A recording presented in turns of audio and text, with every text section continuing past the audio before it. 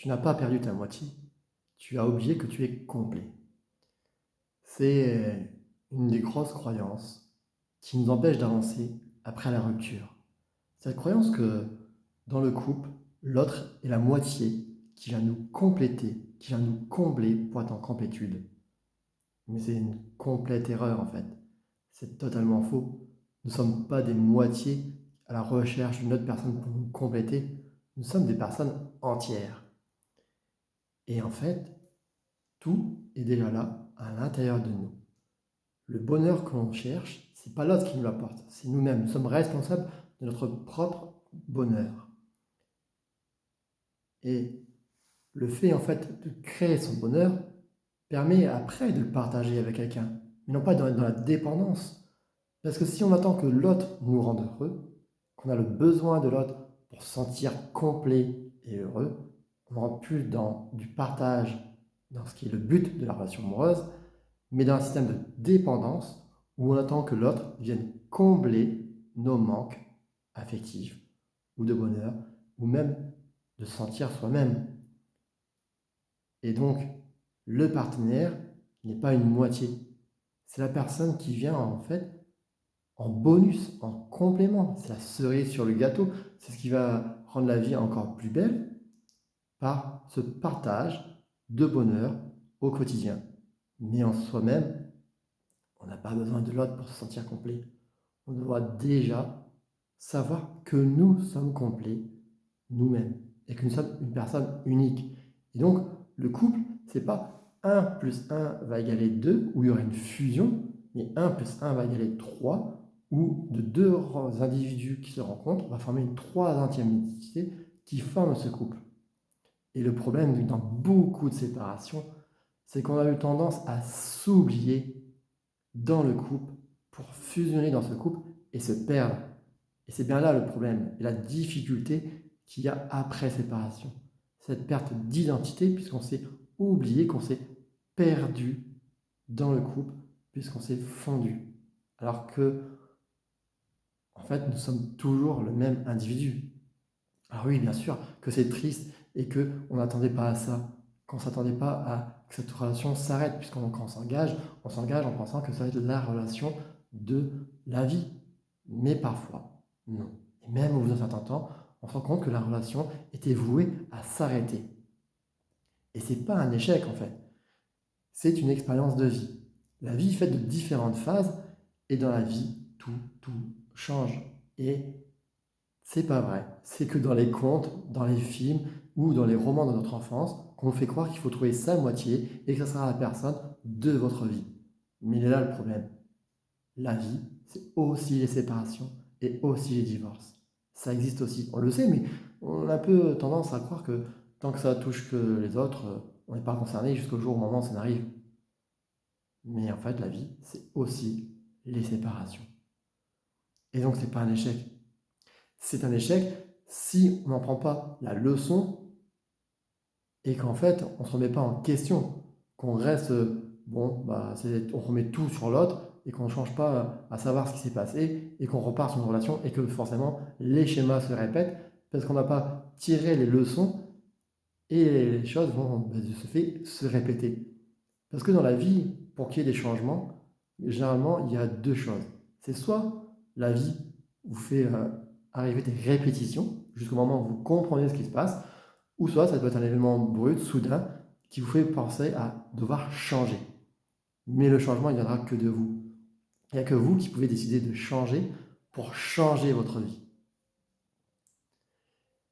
Et là, actuellement, depuis votre séparation, ça peut être dur justement d'amener à ce changement pour aller vers un mieux-être, d'accepter que ce n'était pas un échec, que c'était une phase d'apprentissage, qu'il y a eu ces bons moments, ces mauvais moments aussi qui amènent à cette séparation, en tirer les conséquences pour aller de l'avant.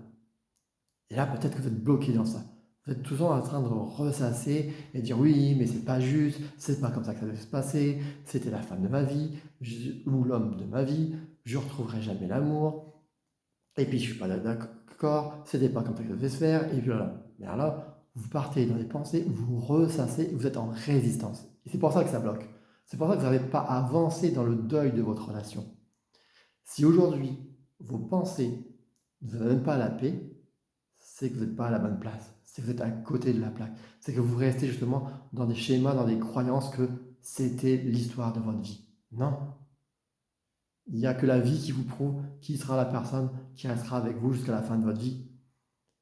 Oui, vous avez pu croire au départ que cette personne, ce serait elle. Mais en fait, la vie vous démontre. Et plus vous résistez contre cette idée que ce soit fini, que ce n'était pas elle, et plus vous souffrez. Plus de temps en résistance contre les choses, plus c'est dur.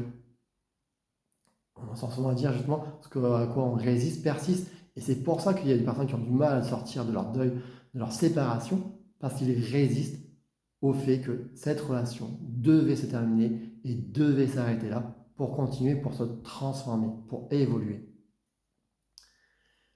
Il y a Carl Jung, donc le psychologue, qui disait ce qui te nie te soumet et ce que tu acceptes te transforme. Et donc, tant que vous niez cette séparation, qu'elle devait arriver, qu'elle devait avoir lieu, eh bien, vous êtes soumis à ça et à rester dans votre malheur et avec vos pensées. Par contre, si vous l'acceptez, eh bien, vous pouvez vous transformer. Vous pouvez aller de l'avant. Alors, c'est vrai que ce n'est pas forcément évident, parce que notre cerveau, il est fait de façon à pas nous vraiment nous aider. Il faut savoir qu'on a à peu près 60 000 pensées par jour, et sur 60 000 pensées, 95% c'est même qu'hier, et en plus 80% sont négatives. Donc, si vous ne changez pas votre façon de percevoir cette séparation, cette rupture, vous allez ruminer en boucle. Non, mais c'est pas comme ça. C'est pas comme ça que ça devait se passer. Non, c'est la vie. Il y a eu cette séparation. Oui. De toute façon, on ne veut pas lutter contre. C'est pas dans votre cercle de pouvoir. Si la personne a décidé que c'était fini, c'est fini. Alors bien sûr, je dis pas, hein, il y a des relations où parfois, c'est pas parce qu'il y a le moindre quoi qu'il faut se séparer. Non, c'est pas ce que je suis en train de dire. Il faut sauver le couple quand cela est possible. Mais cela demande de la part d'action des deux partenaires. Pour sauver un couple, il faut être deux. Il faut être tous les deux se mettre dans quelle est l'évolution que l'on va faire. Parce qu'une rupture, c'est toujours la responsabilité des deux partenaires. Comme un couple se construit à deux, une rupture va aussi se faire. Il y aura chacun une part de responsabilité qui peut être plus importante selon les faits. Mais en fait, il y a toujours une part de responsabilité de chacun. Rien que dans le fait que le partenaire qu'on va choisir, puisque ça va combien en fait dans nos schémas, qu'est-ce qu'on va venir chercher de l'autre dans les jeux psychologiques, dans l'inconscient. Et donc, on a au moins cette responsabilité-là d'avoir choisi ce type de partenaire. Et c'est ça qui est important dans la rupture, c'est de comprendre qu'est-ce qui s'est joué dans la relation pour éviter de reproduire et de donc devenir guérir. Et encore, guérir, c'est un grand mot parce que guérit-on vraiment de ses blessures, mais vraiment de comprendre ce qui se joue et donc de s'observer et d'avoir qu'est-ce qui s'est passé, qu'est-ce que je vis actuellement et où est-ce que la vie veut me mener en fait. Parce que cette phase que la vie nous mène, c'est une étape, une épreuve pour pouvoir vous transformer et vous permettre d'évoluer. Mais si vous êtes en résistance et que vous êtes toujours à non, c'est pas comme ça que ça va se passer, et que vous êtes en opposition, eh bien vous souffrez.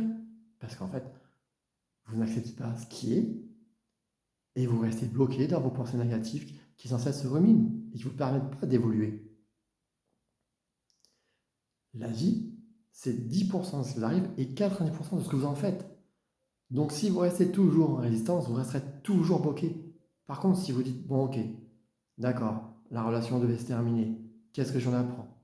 Qu'est-ce que j'apprends de ce que je vis aussi actuellement, de mes émotions, comment je les ressens, comment je les sens, qu'est-ce que ça va me dire aussi sur mes croyances, sur ce qu'est le couple, sur ce qu'est une relation, comment ça doit se passer, et sur mon identité, parce que, ouais, comme je l'ai dit, parfois, on s'oublie dans le couple, on oublie qui on est. Et il est important, je te demande de revenir à qui vous êtes, à de vous retrouver pour une prochaine relation. Vous pensez justement à rester vous-même, parce que, bah oui, dans les relations, comme dans la société, on a souvent tendance à mettre des masques adaptatifs, alors que dans la relation, on ne devrait pas mettre ce masque. Alors c'est humain parce qu'on a toujours cette tendance à ne pas vouloir être rejeté, à vouloir être accompli par l'autre. Donc on a ce masque en société, mais encore plus dans le couple, il faudrait ne pas l'avoir parce que l'amour, c'est accepter la personne telle qu'elle est, avec ses qualités et ses défauts. On ne change pas pour l'autre, on change pour soi. Donc il est important de se connaître et d'être soi-même et d'avoir déjà un amour pour soi avant de vouloir aimer les autres. Alors bien sûr, il ne faut pas avoir l'amour de soi au top, parce que c'est un travail de tous les jours hein, de s'aimer et de s'apprendre à s'apprécier, de s'aimer soi-même. Mais il faut déjà un minimum, en fait, pour que cet amour, il vienne de nous et pas déjà de l'autre. Alors c'est sûr que là, tu vas nous amener des choses en plus, mais on ne doit pas être dépendant de le regard des autres. Il faut déjà qu'on soit complet en soi, qu'on ait déjà une bonne estime et un amour de soi, et attirer un partenaire qui vient partager et pas combler des dépendances.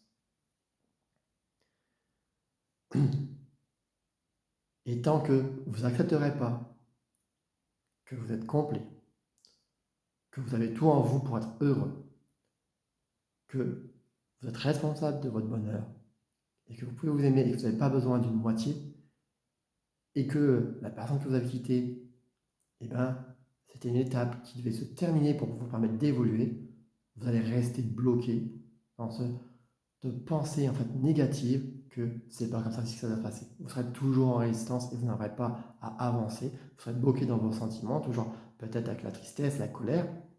Alors ces émotions, certes, il faut les vivre, les accepter au moment de la séparation. Mais il faut aussi les transformer, comprendre ce qui s'est passé, pas ressasser sans cesse et être en opposition. Juste accepter que oui, peut-être que vous êtes obligé, peut-être que vous avez fait trop de choses et qu'il y a des choses que du coup vous avez l'impression d'avoir trop donné. Mais peut-être que justement c'est ce que vous n'êtes pas écouté dans vos besoins. C'est dans une relation, on n'a pas besoin de trop donner. On doit être là l'un pour l'autre, mais on n'a pas en fait à compenser ou à se sacrifier. C'est un échange, c'est une relation de connexion. Donc il va falloir accepter. Et il y a quelque chose que j'aime bien, un mantra qui moi m'a beaucoup aidé, c'est vous devez choisir entre être heureux et avoir raison. Soit vous choisissez en fait d'avoir raison grâce à vos excuses. Oui, mais c'est pas ma faute, c'est pas comme ça que ça devait se passer, c'est qui machin. Vous pouvez dénigrer tout ce que vous voulez, vous trouvez des excuses pour essayer d'avoir une certaine raison. Soit vous choisissez d'être heureux grâce aux actions que vous allez mettre en place, à accepter et à avancer en fait, avancer dans votre vie. Dire ok, ça il s'est passé cette séparation. On a chacun notre part de responsabilité. Je prends ma part comme je rends la sienne. L'important, c'est de laisser la responsabilité à chacun et de continuer d'avancer. Et pour progresser, il va falloir que vous changez vos pensées. Si vous pensez toujours que c'est la faute de l'autre, que vous ne méritez pas mieux, que c'est tout ça, enfin, toutes ces pensées négatives qui peuvent venir se refouler, comme quoi c'est la fin, comme quoi vous ne retrouverez jamais l'amour, comme quoi si vous avez plein de certitudes, comme quoi c'était elle ou lui ou personne d'autre, ben en fait vous ne pourrez pas avancer, vous restez bloqué. Et de toute façon, il faut voir qu'est-ce que la vie vous demande et de vous servir en ce moment. S'il y a une séparation qui est arrivée, c'est que ce n'était pas la personne de votre vie. C'est ça que la vie démontre. Alors, la personne de votre vie, ben, vous le verrez en fait en avançant. C'est la vie qui vous montrera qui c'était. Et c'est normal d'avoir des attentes. Et ben, oui, vous êtes trompé. C'est tout. On a tous voulu y croire. Et ça vous a permis de vivre un bon moment. Mais celle-ci a pris fin. Donc maintenant, ne restez pas bloqué. Changez. Changez ses pensées à dire d'accord, c'est pas ce que je croyais, c'est ce que j'avais estimé et tout. Et ça a pris fin. Maintenant, il faut que je passe à autre chose. Parce qu'il y a quelque chose qui est super important à demander, c'est que va-t-il se passer si vous attendez encore pour être heureux? Donc, choisissez de changer votre perception de cet événement, de changer vos pensées, de changer vos croyances et d'aller de l'avant. Il faut que vous mettez en mouvement, il faut que vous voyez cette séparation sur un autre angle, en tirer les leçons et surtout continuer d'avancer pour vous transformer et faire de cette étape une transformation qui vous amènera vers votre haute évolution. Et vous verrez que après, effectivement, il y a plein de belles choses et de bonnes choses qui peuvent vous attendre si vous en servez comme étape de transformation, mais pas si vous restez dans l'étape de victimisation où c'est injuste, c'est pas comme ça, vous restez en opposition et c'est pas moi et je suis pas content et blablabla. Et si vous restez dans ce point négatif, c'est sûr que vous n'avancerez pas en fait. Donc transformez ça, changez cette façon de voir la vie, de la percevoir et de comprendre que c'était qu'une étape. C'est la fin d'un chapitre de vie, mais un nouveau chapitre de vie commence. Donc choisissez de prendre votre bonheur en importance et d'aller le chercher.